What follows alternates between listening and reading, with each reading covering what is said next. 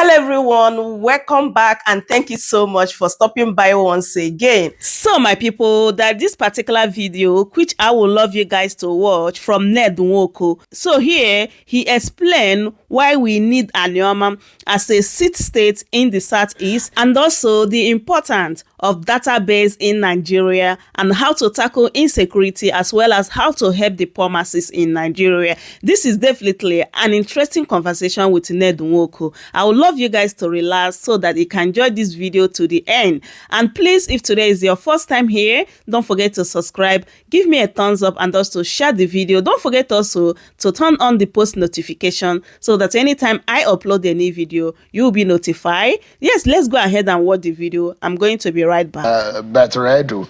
And you are one person who is saying that you moved a bill for the creation or the removal of the humanitarian affairs or this handout to be replaced by a particular agency. Mm-hmm. How do you think that can work? Are you saying the present structure is not working? Well, thank you very much for the opportunity. As a matter of fact, it's just a big coincidence that today we screened the minister who is coming to replace Better Edu. And I listened attentively to the first question that was asked of him. I never met him before, but I was very impressed. Very impressed that he offered a solution going forward. He realizes that that ministry has been bedeviled with corruption and other practices, that so much so that they've never been able to reach the masses, the poor, the vulnerable, the disabled, all those people. And, you know, from his answers, I believe that we can work together, because what he has made clear to us today is that he wants to run a data-driven ministry. And he went on to explain how this will work, almost like what I have proposed in my bill, which is that we should have data of everybody, from the units, as he put it, which is the correct thing to do, to the wards, to the local governments, and to the states. What, in simple terms, what he said today is that there should be database for everybody. But what you are proposing is an agency called NSSA, the National Social Security Agency. This agency will, of course, work effectively. But as I was saying to you, the minister that he is now is been confirmed today, so he's a minister. What he did was to emphasize on those things that I've been advocating for, which is that which was never done before, which is to identify those who are in need from their various communities, and as against what is happening now or what has been happening before. You know, we have budgeted so much money, in billions, hundreds of billions, to this agency, to this ministry in the past. And how does it work in the past? They simply get senators, House of Reps members, and others to nominate beneficiaries. And this doesn't go down to the real people who need it. But the corruption, Senator, are you aware of what is said about the history of humanitarian ministry? The kind of deep corruption that goes on, how it serves the interests of some political and traditional rulers' interests. That's why I've been up against it, against the ministry itself. But I'm just telling you now that with what the minister just told us that he is prepared to do, which is in tandem with what I am proposing. Look, what am I proposing? In putting single layman's term, first is that we must have a national database that captures everybody, whoever you are, from Mr. President to the bricklayer, from the ministers to the teachers, from the soldiers to the accountants. Everybody should be captured within that database so that we begin to know those who are in dire need of support. And these people should be able to receive some amount of money every month as of right. without them knowing anybody. What constitutional provision will back that if it's as of right? It's a bill. I've just told you, it's a bill. Good governance is about providing for the people, isn't it? But it will be the act of the National Assembly. That's what I'm telling you that my bill seeks to do. My bill seeks to make it a law, an act, to have this data-driven agency. Automatically, when you fall within that bracket, money comes to you. Money comes to you without me knowing you or without you knowing anybody. It's just the fact that you are in a local village. Does this work in any part of the world that you know? Oh yeah, it works in England, it works in America, it works in France, it works in Japan, it works in every other. Do we have what it takes to be able to what does it take? to functionalize this? What does it take? It's just some level of technical database, isn't it? Which is what this guy talked about today, that you're going to use database. It's all about database. It's all about capturing every individual in Nigeria. Those who are working and those who are not working.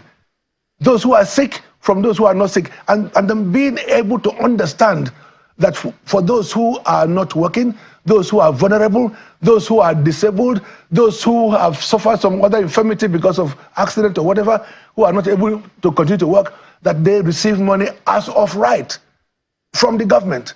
So there should be money in that fund, not shared. You don't carry money because some governor likes you or some senator likes you, they will nominate you, and then you get some $100,000 in a month, a one-off payment.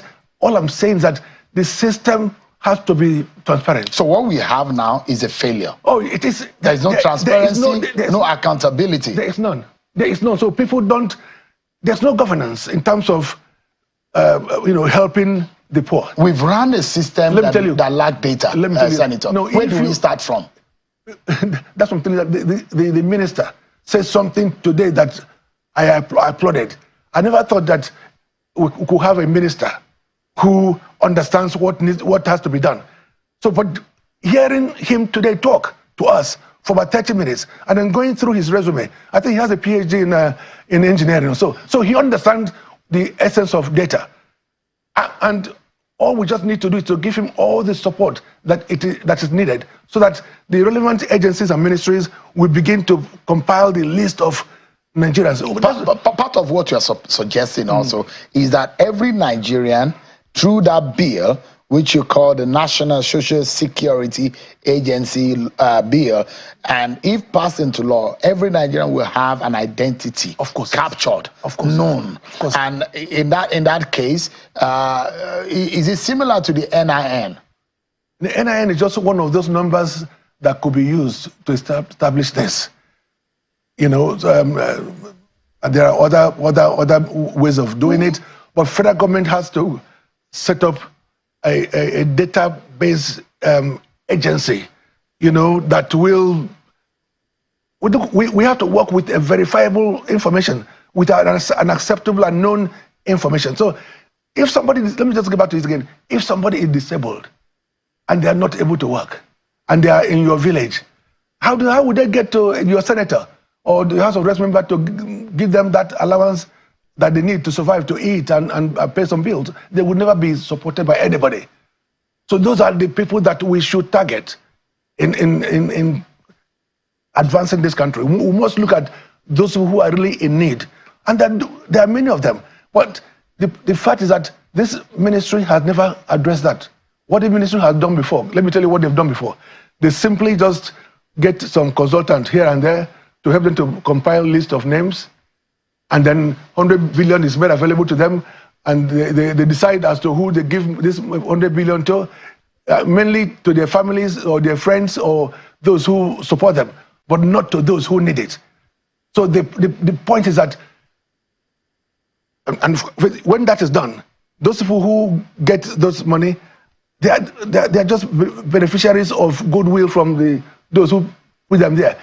But this agency that I'm proposing now, what it does is to identify those people who are statutorily entitled. Yeah. So it becomes of rights. Now the question is, we have multiplication, duplication of identities. Yes. Your driver's license, and in other crimes, you only need one identity. But I think they can use NIN. the NIN to unify them. Yeah, because you have the BVN as an identity, you have the NIN as an identity, you have your international passport. You cannot rely on the passport or driver's license. If you are talking about the point I'm making is this. I'm looking at the solution and where we start from. We have multiplication of all of these identities. What you are proposing is one identity for a Nigerian, which will capture everybody, your social status in the country. So do we then collapse? INEC also has your data. The driver what's it called? The traffic guys also have your data. That is because everybody has data. Nothing has worked. No unification. So we must start from the unification of identities. And it's looking like a security matter, isn't it? It is. It is. So whoever you are, even if you are wanted by the police, it will be there. If you're wanted by customs or you have been evading tax, it will be there. So when they put your name, Sheun, your details will come up. So everybody who is looking for you, who wants to know who you are, what you are, stand for, it will be there. And with that, they can plan Nigeria. We can begin to plan for the most vulnerable, for the most poor in our society. How urgent do you think this should be done? Like yesterday. Let me take you to one thing also. Let me tell you, I understand that some more money is being released to the ministry and all. No.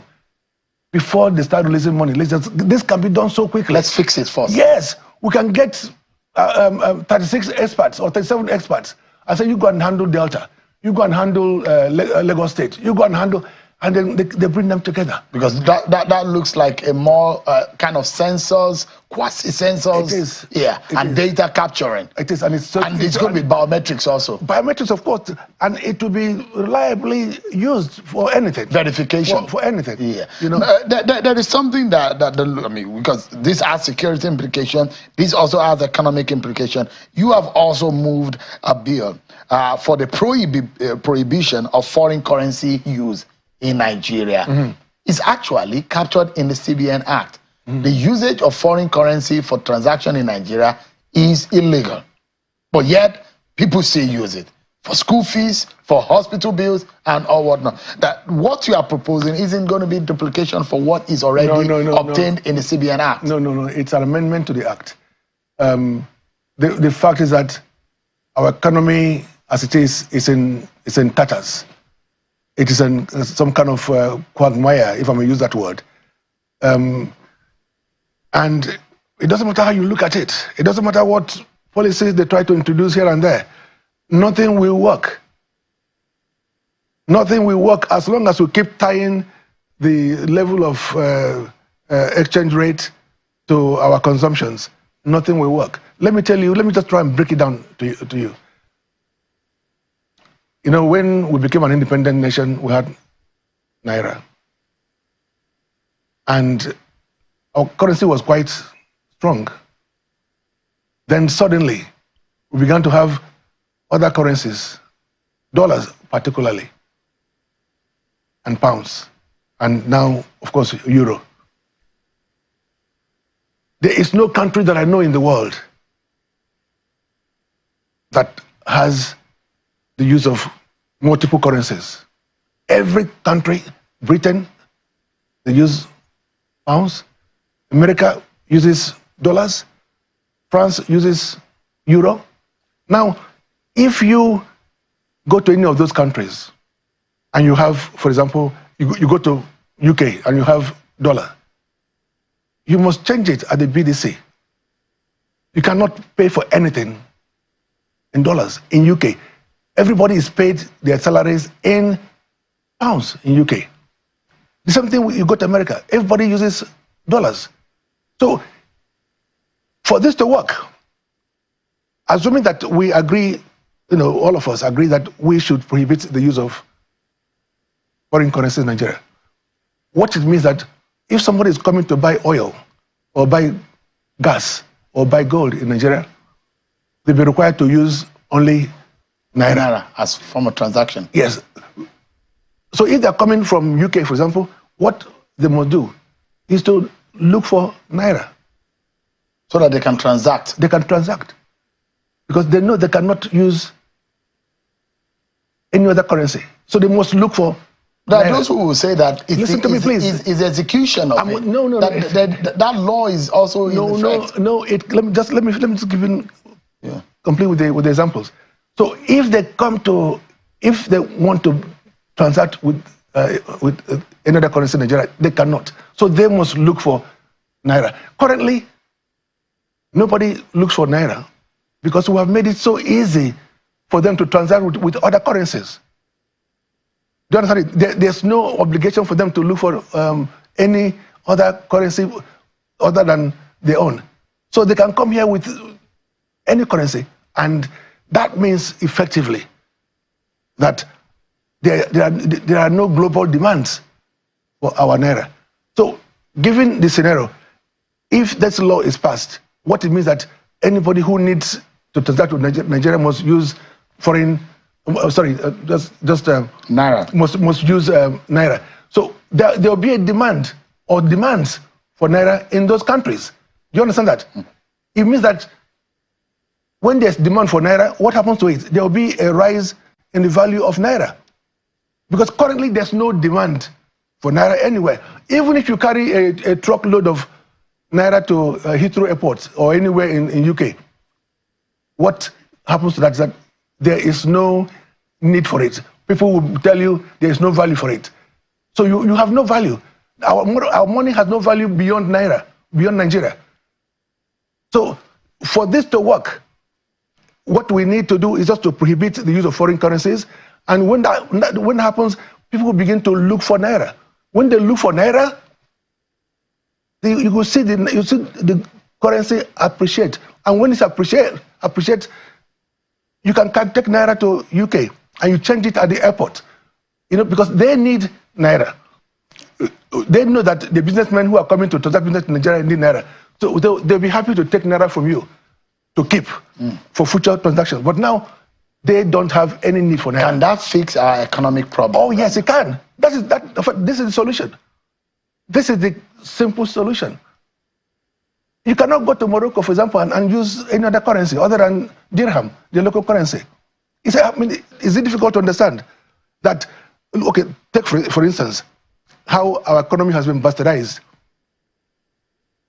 We sell our crude oil in dollars. Then CBN takes this crude oil and will sell it to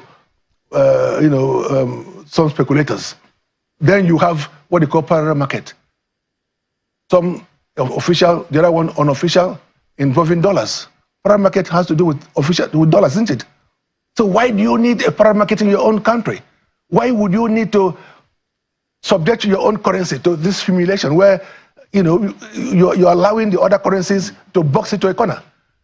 Nobody respects naira. Senator, isn't going to be an oversimplification of the economic problems of Nigeria, because there is a fiscal aspect of the economy, and the other aspect that there are those who believe that one singular action of the president, the removal of fuel subsidy, is a major effect, or that has major effect implication for the economy, the flotation of the naira, the unification of the currency windows, and a few other decisions. Mr. President has been trying to do that through some unification of the exchange rate. Yeah. That's one step in the right direction. He has also taken another step based on something that I have been advocating for, which is that anybody who wants to buy crude oil must pay for it in naira. In naira. I've been talking about this. So the EFCs, for example, they've also said that you can't transact, some other businesses in Nigeria with naira, but it has to be a wholesome approach. Now, as I said to you before, foreign workers in Nigeria, all foreign workers in Nigeria are paid in what? In foreign currencies. Why on Nigerian soil? On Nigerian soil. That is discriminatory. That is unacceptable. Because as I said, if you go to other current countries, in France, it doesn't matter who you are paid in euro. Again, you go to UK, you are paid in pounds. It doesn't matter what work you do. Mm-hmm. You go to to America, you are paid in dollars. So it doesn't matter who you are. So we must unify our currency. We must seek to protect our currency. And this is something that has to be done with the prohibition of the use of other currencies. Just take, for example, most people have foreign currencies in their local accounts here. We don't need to have that. That also has to be prohibited. All these people who have you know that this is the biggest problem we have. It is not oversimplification. It is the fact that when you stop the use of other currencies and also stop the importation of goods, then you begin to promote local. Did you hear what Dangote said yesterday? Let me finish, please. You start to protect local companies, local industries, local manufacturers, local producers. But you must take a step in doing this. I know some people say, but how can you prohibit everything? We can prohibit virtually everything except for those very limited essential things that are, So as far as you're concerned, most of these luxury items should be banned. Should be banned. Anything that we cannot produce, we should forget it. We should forget it, yes. It will force us to look inwards. Look inwards and begin to manufacture, begin to produce. And these are all part of the bill that I Are you worried about what Dangote said yesterday, for example? He said he has about $1 billion worth of fuel, refined product in his storage. And he was begging the marketers, NNPCL, that they should patronize him. Does it bother you? It does. There's just one single solution to that. In line with what I've said before, what the government must do is to prohibit the importation of crude or refined products into Nigeria. We cannot continue to import anything and expect something different from to happening in the economy. So what has to be done is just to prohibit the use of the importation of refined products. People are still importing refined products. They're still competing with Dangote. So we must protect that industry, that refinery. And then we must also take steps to repair the other government-owned refineries across the country. We have no reason whatsoever. This is the only country that's oil and gas producing that's importing refined products. And your state, for example, is one major, and I've heard some of your comments that you've made about governance in your state, for example. Yeah. The Okpai power plant. Of course, yes. You've also talked about accountability. Of course, in yes. The kind of money. You said what your state, Delta, has received, put together, the allocation is more than this whole Southeast region. Of course, yes. And those who believe that maybe you have a personal grouse against the governor. I don't have any. I worked for his election. I worked for his nomination. I worked for his election. We've been friends. But beyond that, I have my obligation to my constituents, those that elected me. They're asking for power supply, and we have the source of power supply. It's just to step it down. So the state government cannot tell me, oh, it's a federal government's duty. It is not the federal government's duty. It is your duty to step it down, because this is something that will affect the populace, our people. Is the governor listening to you? Look, whether he listens or not, the people will listen, and people will know what to do. So we need to have power supply that is constant for our people, and the power plant is there. My power plant is there, supplying about 1,000 megawatts of light to the national grid. Oh, yet the people are living under the plant in total darkness. So what the government needs to do is to pay the contractors who have been, the contract has been actually been awarded to some companies by federal government, pay them to complete the step down. With that, you have complete power supply. In that, the argument as to, oh, it's federal government's job to do, federal government will not do it. Because if they look, the agreement is that there should be 100 megawatts taken from that 1,000.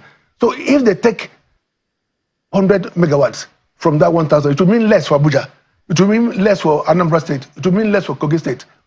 So federal government is not in a hurry to do the step down, because they know that there will be some kind of deficit. So the state government might as well pay for it. But if they don't want to pay for it, I've told them, look, I have got two companies that are willing to fund it. All they just want is a guarantee from the state government that their investment to be safe, secured, so that they can pay for the step down and then get their money from billings over time, 20 years, 25 years. You have questioned and queried the performance of Governor Sheriff of Hold on. The same thing with the water, the dam in Ogwashiku. This dam has been built, completely built by federal government. Now, federal government has said to us, it's now for your government to do the water reticulation. And it's not been done. For over 10 years that the dam has been built, this has not been done. I mean, I couldn't have spoken to any other governor before. But you're a senator. Aren't you able to do it as your own constituency project? No. Is it possible? What type of something? You would take about 25 billion, 30 billion. No constituency project, not even the Senate president can afford to do that. So it's something, what we need is either the state government to put in money to do it, or allow some financiers to do it and collect money from the billings to the people. If you don't do this, so what are you doing? What is the sense of governance? Senator Nwoko, you have queried the performance of the Delta State Governor Sheriff Ovorivori, and you've said that in the utilization of the funds and the allocation available to Delta State, you've really seen less of work being used, being done from the money accrued to the state. Yeah. Are you able to validly substantiate your claim? It's very simple. It's very simple. Before I went public on this, the governor's people have gone public to say that the state was owing some hundreds of billions of naira, and that the governor has been able to pay about less than 200 billion out of it. So it's in the public, like everybody knows. His media people have gone out to say this anyway, that that the state has a huge debt profile, and that they are paying so much, they pay so much, and that they continue to pay service that debt. So, but that is not my problem, because every government can borrow. If they have such revenue every month from the foundation account, and so much of it goes towards servicing of these loans, it does not stop them from borrowing to meet the needs of the people. And how do I explain to my people that, sorry, we can't do the water for you, we can't do the light for you, we can't do the road for you because the government is paying debts incurred by previous governments? Is that an explanation? So there's a pressure from your people? Of course, yes. And you are also asking for the creation of Anioma State. Yeah. Is that possible? It is very possible. How? Wow. What is the need? Well, the need is for self-determination. Let me tell you this. I represent 9 local government areas. My constituency is made up of 9 local government areas. Out of these 9 local government areas, 6 of them are oil and gas producing. We are predominantly an agricultural agrarian people, and but of course some of it have been devastated through oil and oil pollutions. But to have a state is something that our ancestors, our people have been clamoring for over 50 years. We are the Aniomas, are Igbos, largely Igbos. So you want to be the 6th Southeast state? We will be the 6th Igbo state, because we're getting the support from Southeast. The fact is that federal government is going to create one state. They will create one state, but that one state to be created to assuage the Igbos, because they've been marginalized, as you know. Southeast is the only part of Nigeria. How? Of course, yeah. Look, you're talking as if you're not part of Nigeria. Southeast is the only zone that has 5 states. Others have 6 states, except Northwest that has 7. You don't call that being marginalized, isn't it? Why? How do you determine? So if Anioma State come on stream, that will erase that. And if you also listen to the youths who are killing and maiming, what are they clamoring for? Those who are in IPOB or ESN and the rest of them, what are they clamoring for? What are their outcries? They're talking about being marginalized. And one of those areas of being marginalized is that they have fewer states than others. So if we are on the other side, the Igbos on the other side of the river, what they call us Bendel Igbos or Western Igbos. If we also have a state that could become the 6th state of Southeast, or even if it's going to be 7th state in South, at least the fact is that the average Igbo person will feel, okay, something is being done for us. All right. Senator, we are totally out of time, but there is a controversial bill that you have moved for every Nigerian to be able to carry arms. America is suffering from that particular policy. And now Senator Ned Nwoko is clamoring for the problem, the age-long disaster happening in the United States to be localized here in Nigeria. We just have 30 seconds. Do you still think that that's to solve our security problem? Oh, it will. It will. Look, let me tell you this. My SLA was killed in November last year. And the wife told a story. The wife said that the estate was attacked by some kidnappers. They were going from house to house. And they knew they were coming to them, but they couldn't do anything. When they got to their door, they literally wanted to knock down the door, but my SLA, who is late now, said to the wife, look, you go and hide somewhere. Let me talk to them. Of course, the wife and the kids went to hide under the bed in one of the rooms.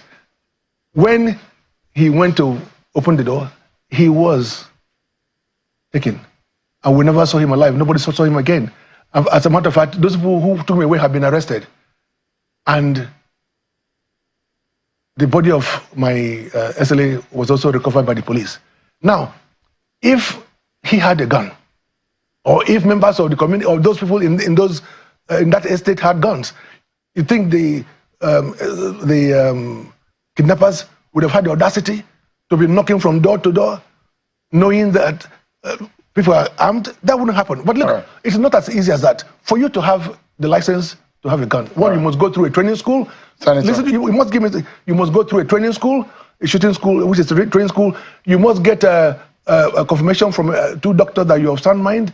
You must get reports from the DSS and from the police. You must also be confirmed by your local traditional ruler. Senator, we're totally out of time. That you are who you are. Right. So my people, that is it. I hope you guys heard everything Senator Ned Nwoko said in this particular interview, which I believe it was a great conversation. Yes, because he touched like the most important things in Nigeria, especially this database, how to help the poor, making sure that whatever that is meant for these people, it will definitely get to them. Not all this wayo we are doing in Nigeria. And also he talks about this Anioma state, adding it to the Southeast, which I believe is a great idea. And every Igbo person must support that bill. Yes, my people. So I don't know what you think. I would love you guys to leave your thoughts in the comment section as always. Don't forget to subscribe, like, and share. Thank you everyone for watching. And I will see you guys in my next update. Goodbye for now. Welcome to Shamra Senior